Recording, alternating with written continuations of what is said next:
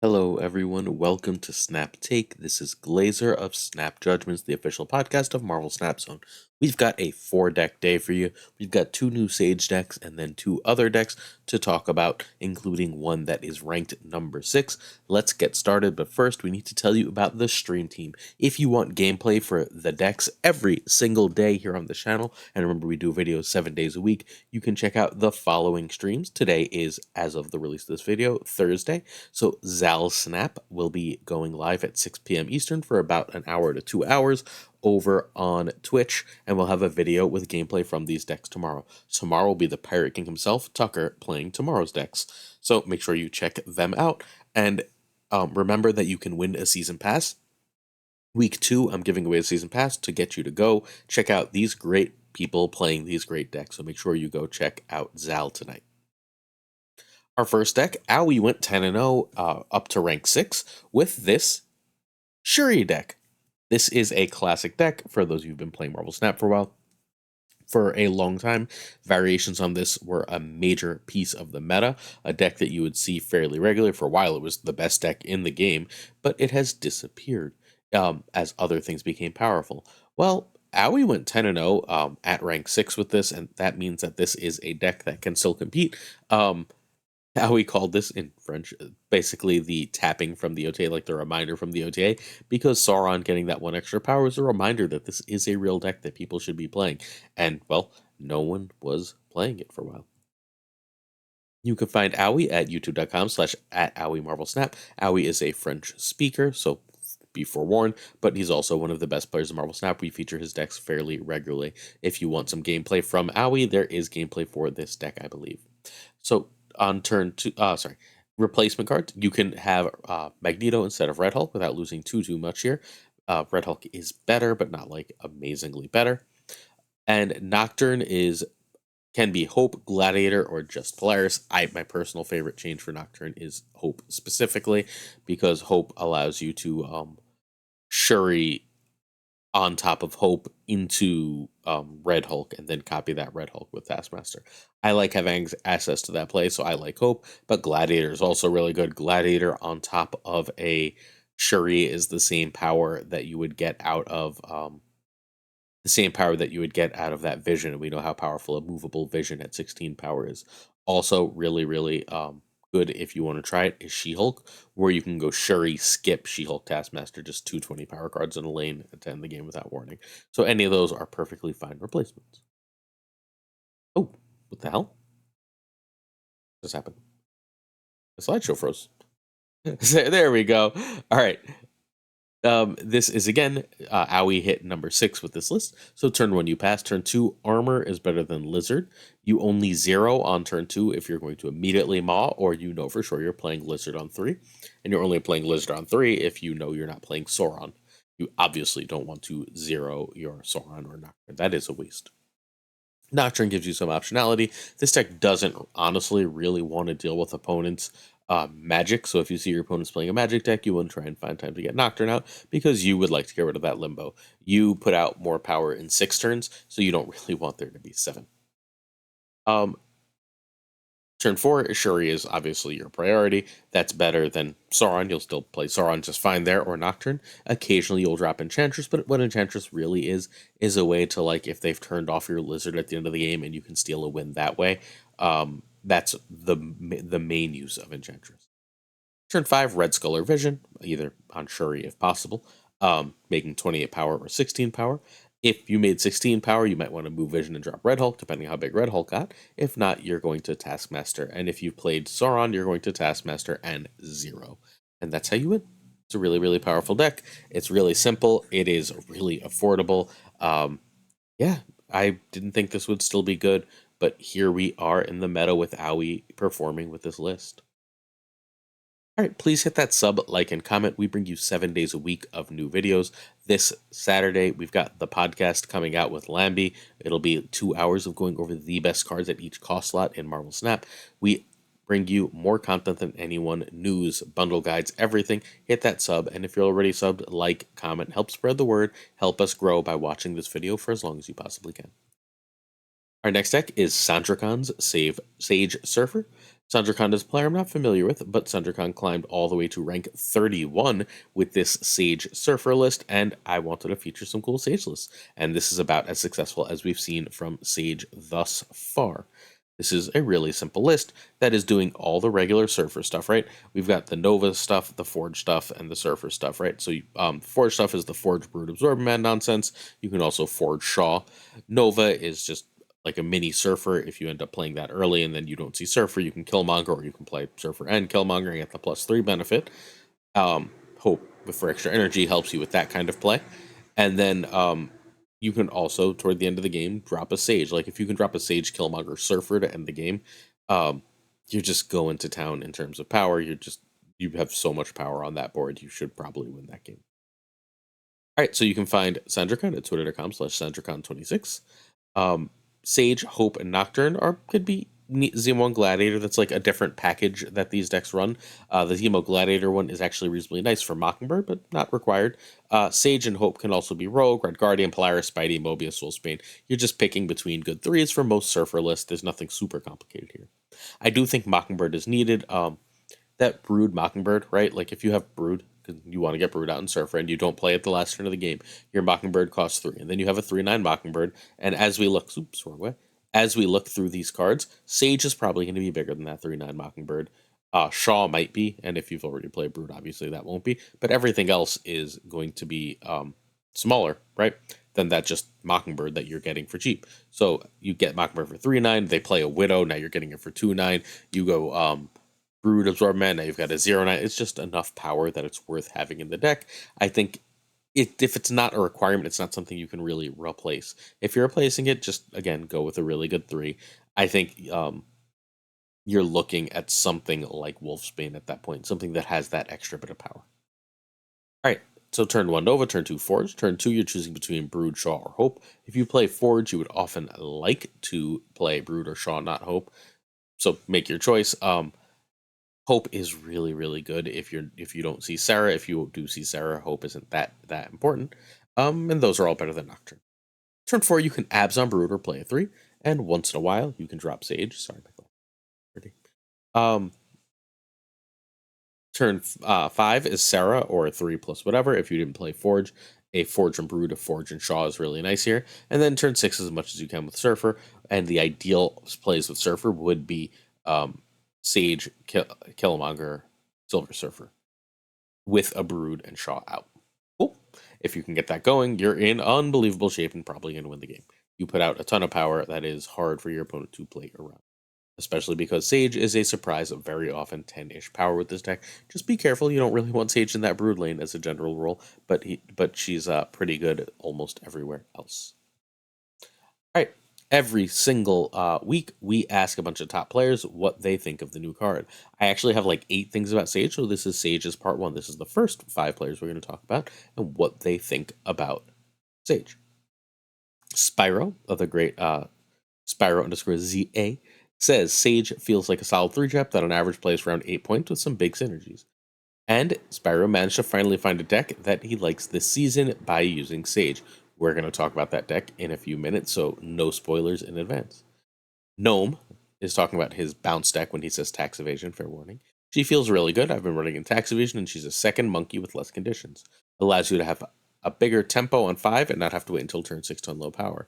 She's usually between 8 and 12 power, with 12 being more frequent than 8. I'm finding her to be almost always 10 to 12. She's been 8, but like she's often more than that. That's a lot of power for the end of the game. She does feel very similar to Hitmonkey to me. Miley says the restriction for Sage is too hard to use and the payoff isn't worth forcing it. And there are other cards that can easily do her job better. I'm curious what those cards are, but I do understand in the current meta why playing an on reveal to end the game is so dangerous. Tanjo. Oh, sorry. I guess I should explain who these people are. Gnome is like a top 30 player. He's a friend. He finished in the top 20 last season. He's just an excellent player. Really entertaining and great at playing the game. He was on the podcast last week. Miley is an Asian player who was in the top 20 last season, was second in our last tournament. Fantastic player, really kind person. Tanjo was number 2 on the Infinite Leaderboard last season, is basically always in the top 5. Fundamentally a Loki player, Tanjo says. Solid, but dies to Leech. Leech is losing popularity, though, which I think is interesting. Chandra is seeing less and less Leech, and I think I know why. Um, let's Batman 99, who's the current number one player, always a top 10 to 15 player, says nice but can't compete in a Loki Leech meta. And I think this is where we need to focus, right? So what we're seeing, and not just because of this hot location, is that the meta is settling around Leech. If we look at the top of the Infinite leaderboard, Ava's the only person in the top 6 people not currently as playing as a Loki main, which means that Loki is fundamentally the top deck in the meta right now. Um, does that make Sage better or worse? I'm not sure. The leech that this Loki is feeding off and countering makes Sage worse. So if Loki can chase away Sage, then we're going to have a different meta, and I think there's something interesting here. But we don't know if that's happening when that's happening. We'll talk more about Sage after our Sage Part 2. But first, this is Spyro's Top 100 Bounce, the deck that Spyro found that he finally liked. This is our standard bounce list. Um, I've got one big problem with it, but it is an excellent list. Bast is very, very good with Sage. It looks like you won't have enough different powers if you Bast and then play Sage, right? Because then everything's going to be 3 and you don't get it. But Bishop changes power. That White Widow puts a 1 or a negative whatever, and then you have that too. Angela changes power. The demon has different power, so on and so forth. And then like Kitty can be at a different point. Bishop can be at a different point, right? Like it's very easy to get Sage to about the same power as you would get Hitmonkey in most games. Elsa needs to be here. I don't love Elsa in these decks. Without, sorry, Kitty in these decks without Elsa. I think that the best bounce decks are often Elsa decks. We want them to be Hope decks, but I think that's fairly often wrong. Yeah, really, really great list. So you can find Spyro at twitch.tv/Spyro_ZA. That's also Spyro's YouTube, and on the YouTube, Spyro has gameplay with this deck. Kitty and Hitmonkey are needed for this list. Elsa can be Hope or Iron Man. If you don't have Sage, White Widow, or US Agent, your changes are Havoc, Nico, Falcon, and Iron Man. And I want to explain very quickly my one problem. I think this deck really, really needs White Widow to be either Nico or Falcon, because otherwise, if you don't Bast the Hood, then you're relying very heavily on Beast to get rid of it. Because without the Nico and without the Falcon, you just don't have that many ways to get rid of the Hood. And obviously, a -3 sitting on your side of the board is not ideal. Also, getting multiple demons is one of your deck's win condition. I sat there and spoke for, I don't know, an hour or so with Geo, who won our last tournament with a bounce list and is probably the best bounce player in the world currently, slash the best player in the world, about the list, about all the different bounce lists. And what we came up with is these versions are great. I'm not sure they're better than his version. If you want to check out his version, check last Sunday's video. It's in there, I promise, where we did the top 5 decks of last season and then top 5 decks we expected to see this season. But if this list is better, and it's possible it is because US Agent's very, very good right now. If this list is better, which is a real possibility, that Hood issue is part of what's messing things up. So personally, I think White Widow should be either Falcon or Bast. All good? Good. All right, Spyro is top 100 with this. Spyro fell to like, I want to say 250 to 300 and climbed into the top 100 using this list, which is always impressive. Turn 1, you want Bast over Hood over Kitty. Hood is equal to Kitty. Be careful with Hood. You want to try and save Hood in this list if you're not adding the Falcon or Nico thing, because, well, otherwise you don't really want to get it stuck on the board if you can't end up Falconing. Turn 2, Angela is your priority. You're happy to play Widow, but I prefer Angela, is better than 2 1s. Turn 3, Bishop is better than Elsa, is better than Sage. You will often drop Sage relatively early if you can get her to like 6 to 8 power, and then Beast her back, and then you can just make yourself a huge Sage to end the game.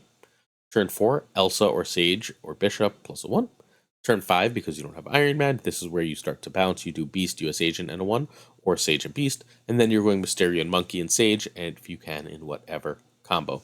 It's also worth noting here, importantly, you might want to Beast on 4 as well to make sure that you have enough energy to do everything you need to on turn 6, and you'll end up playing out a lot of your cards on turn 5, which means your Monkey might be vulnerable to some counterplay. That's fine. That's obviously not ideal, right? But those of you who've played enough bounce realize that Iron Man's also vulnerable to counterplay, and that was your previous turn 5 play, so it's not the end of the world. Cool. I love me a good bounce list. I know this is similar to the one yesterday. We're going to find the perfect 12 for this. and we will get back to you. But Spyro being able to hit top 100 with a different version of this, I think, is notable and worth playing. Yeah, we'll talk more about US Agent as well later this video. All right, our top player impressions for Sage, part 2. W, the Great W, one of the best deck builders in the history of the game, created like 4 or 5 different meta decks from scratch. W says better than I expected, but still would recommend anyone low on resources to go for her, especially with Leech out and about. She might just improve in time, though. She's interesting. Aoi, who we talked about earlier, top 5-ish to 10-ish French player. Not essential, but a good 3 with solid potential. And the Great Safety Blade of Marvel Snap Zone says she was significantly better for me in control lockdown decks, but can flip lanes in a lot of decks. I think I know what my Sage take is. The advice I'm planning on giving tomorrow, I think I'm aware of it. I'm just going to tell you, and I'm not going to make you wait till tomorrow's video, but I am going to repeat it then for anyone who misses it and anyone who needs to hear it. Sage feels a lot like Cannonball to me. It feels like a card that's not in the perfect meta the week it releases. The week it releases feels like a fairly harsh meta to it, but this is a card I can see being important later. So I cannot recommend this without knowing how this performs in a different context. But I think in that different context, this is going to be a very, very powerful card. All right, our next deck is Ika's Blink Abuse. Let's talk quickly about this list. Cool. Ika has been dominating a smaller tournament with this list, 4-0 with it. So I went and played it. I put it in the decks to watch in last week's in that Sunday video I told you about.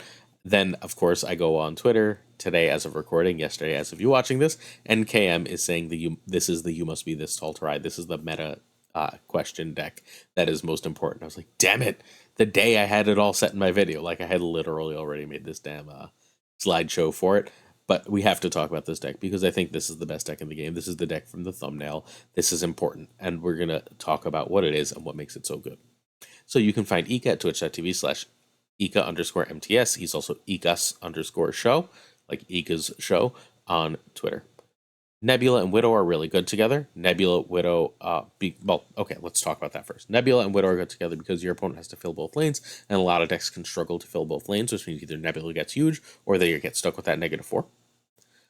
Nebula, Widow, and Jeff can be Nightcrawler, Echo, Iceman, Lizard, Medusa, any combination thereof. Obviously, the changes are worse. The cards are what they are for a reason, but they are changes you can make. Red Guardian and Nocturne can be Gladiator, Rogue, Mobius. Again, worse changes, but changes you can make. The one big card you do need is Blink. You cannot play this list without Blink. Please buy the Season Pass card for it. And Red Hulk can be Doom, or if you want something big, literally just pick another big card, guys. It'll be fine.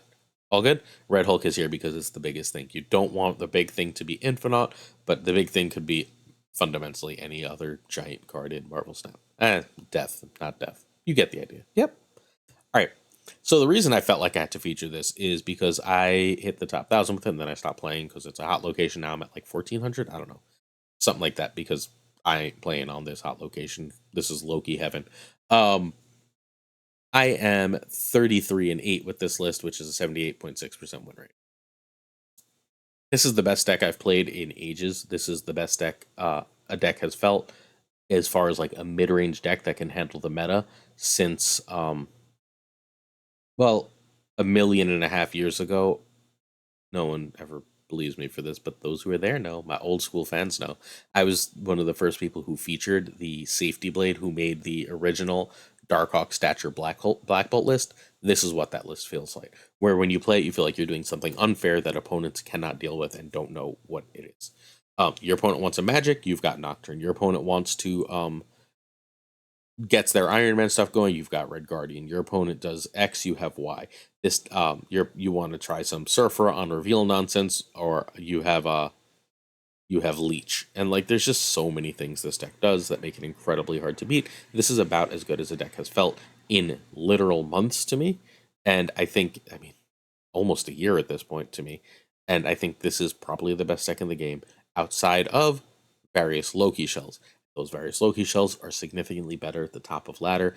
If you are not a top of ladder player, I think, or playing in a tournament, I think Loki is probably worse for you because part of the power of Loki is the threat of Loki has so much power, and you're supposed to play against Loki certain ways. But in individual games, you can sort of compete with Loki more than you can in 1,000 games in a row, right?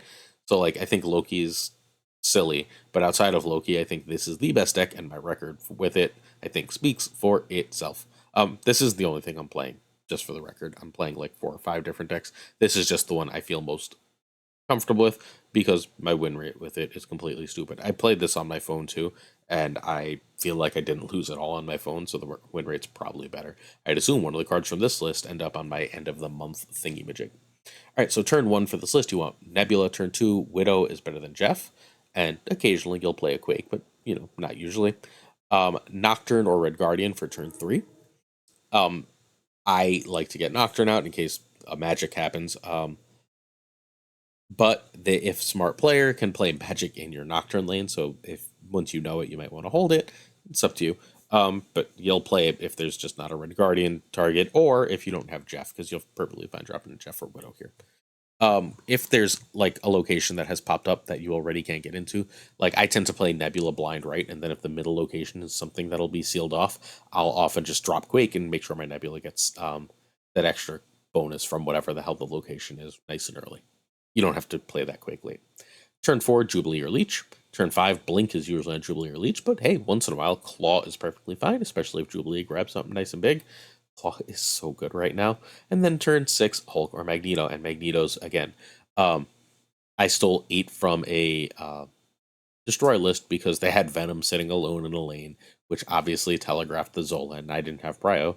So I let them Zola the Venom, and then their board was 2 giant Venoms that were now sitting in the middle, sadly losing, as I won the left and the right. That kind of thing you get the power of for Magneto, but Red Hulk is pretty damn big self. All right, this is the Ika's Blink Abuse deck. This is the best deck I think I've played this season. Cool. Hope you enjoyed it. Every day we do some questions of the day. Let's answer some of your questions. So here for the snaps, wants to know the card most people passed on that they wish they had, and currently that's Cannibal. I sort of explained why earlier. Cannibal was very good the first week, but it wasn't where it ended up being. We didn't have the right list yet. It was powerful, but not powerful enough, and it also contrasted with a pre-nerf Goliath, where like they both did relatively similar things in lockdown decks. Now, now Cannonball, their Goliath does something very different, and Cannonball is one of the best cards in the game. It is genuinely stellar, and people constantly regret that they don't have it. The other card that people are going to regret that they don't have is U.S. Agent. U.S. Agent is a very, very, very powerful card, but it was a mid card right before. It's now it gives -4 instead of -3. That's a buff outside once it was outside of spotlights, which really, really sucks for a lot of players because now I think he's a genuine meta threat in a lot of these mid-rangey decks. Whereas, yeah, like he wasn't before his buff, so I don't know what to say about that. I think those are the 2 big ones that players regret passing on. I could see Red Guardian or Nocturne being answers down the line. Horsesnaut wants to know what's more value, knowing when to snap or knowing when to retreat. I think it's pretty clearly knowing when to retreat.